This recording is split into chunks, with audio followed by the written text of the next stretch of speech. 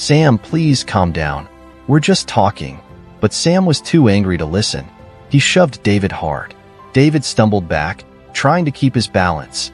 "Sam, stop," David pleaded. But Sam was too mad to hear him. In a blind rage, Sam punched David. David tried to dodge, but lost his footing and fell, hitting his head on a rock.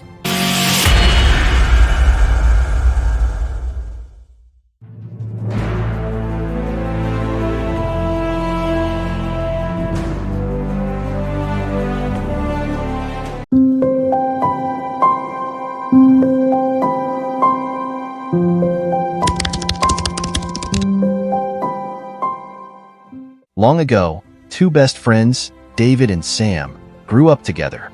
David was calm and patient, always thinking things through.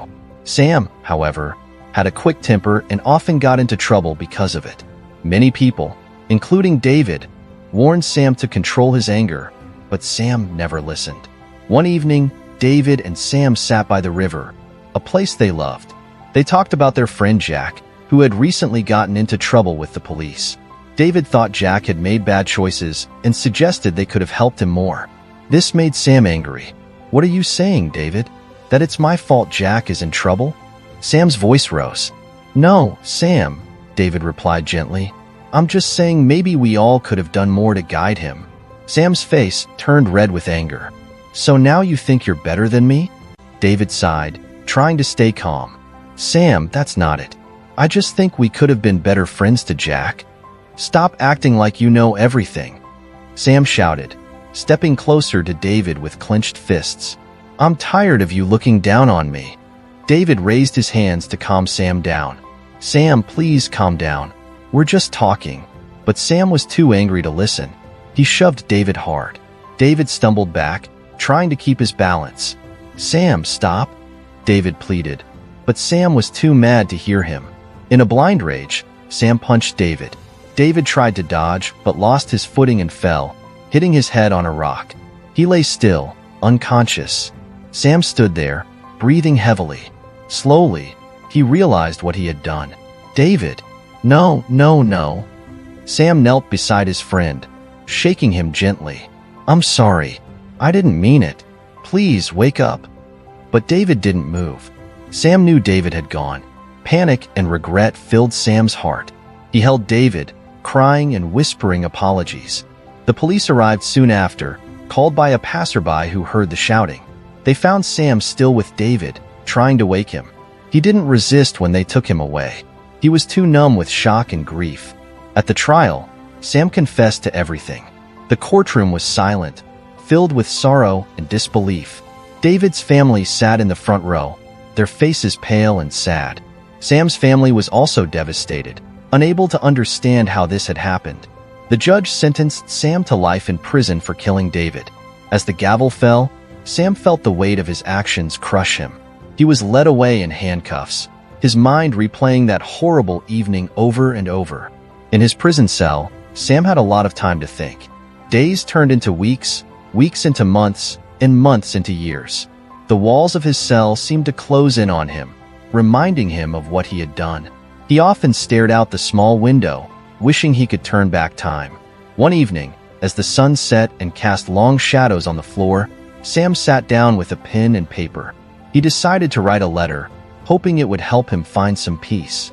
"Dear David, I hope you can hear me wherever you are. I am so sorry. I took your life in a moment of anger, and I can never make that right. I want you to know how much I regret what happened and how I wish I could take it back. You were always the better person, David. You were patient, kind, and wise. You tried to help me control my anger, but I never listened. I thought I could handle it myself, but I was wrong. That evening by the river, I let my anger take over. I didn't see you as my best friend. I saw you as someone judging me.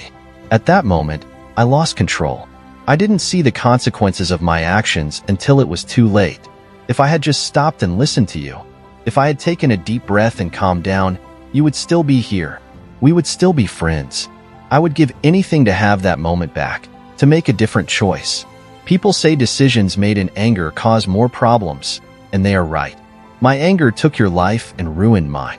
I am in this cell, and I deserve to be here. Every day, I think about what I could have done differently. I should have walked away, taken a moment to cool down. I should have remembered all the times you stood by me, all the times you tried to help. I don't know if I will ever be forgiven by your family or by myself, but I want you to know that I am trying to be better.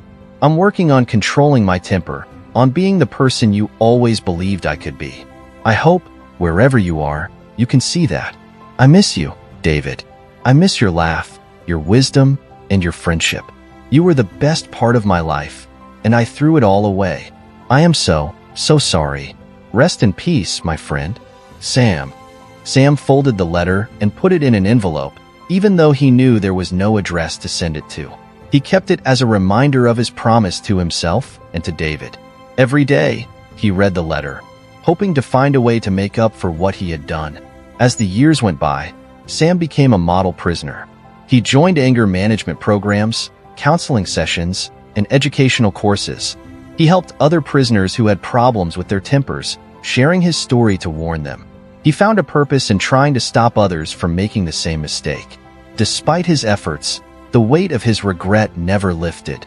The memory of that evening by the river stayed with him, a constant reminder of the friend he had lost. But he found some comfort in thinking that maybe, in some small way, he could make a difference. One day, a prison chaplain asked Sam if he would speak to a group of young men who were at risk of getting into trouble because of their tempers. Sam agreed, seeing it as a way to honor David's memory. As he stood in front of the group, Sam took a deep breath. My name is Sam, and I'm here to tell you about the worst mistake of my life. I lost my best friend because I couldn't control my anger. I'm not here to preach to you, but to share my story in the hope that it might help you make better choices. He told them about David, about their friendship, and about that terrible evening. He spoke of his regret, his pain, and his struggle to find forgiveness. The young men listened, some with tears in their eyes, moved by Sam's honesty. After the talk, one of the young men came up to Sam. Thank you for sharing your story. I've been struggling with my temper, and hearing what you went through makes me want to change. Sam nodded, feeling a small sense of hope. It's never too late to change. Just remember that decisions made in anger usually cause more problems. Take a moment to think before you act. It can make all the difference. As the young man walked away, Sam felt a small sense of peace. He couldn't undo the past, but he could help others avoid the same fate. In that, he found a way to honor David's memory and make amends for his terrible mistake. Life in prison was still hard, but Sam held on to the belief that he could make a difference. And in doing so, he found a purpose that gave his life meaning, even behind bars. The memory of David stayed with him, guiding him on his journey toward redemption. That's the end of the story. If you find this video interesting, hit the like button, subscribe, and click on the bell notification icon for more videos like this.